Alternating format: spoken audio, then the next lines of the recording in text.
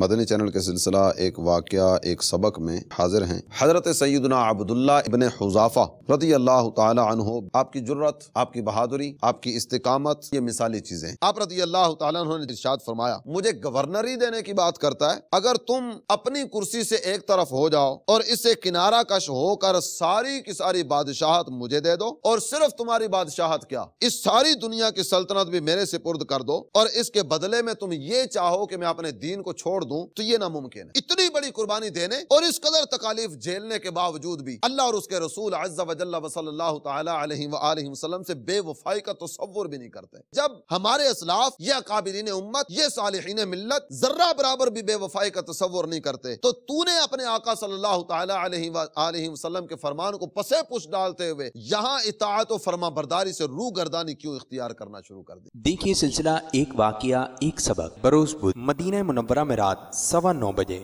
اور پاکستان میں رات 11:15 بجے مدنی چینل پر۔ صلو علی الحبیب صلی اللہ تعالی علی محمد۔ مجھے اپنی اور ساری دنیا کے لوگوں کی اصلاح کی کوشش کرنی ہے انشاءاللہ۔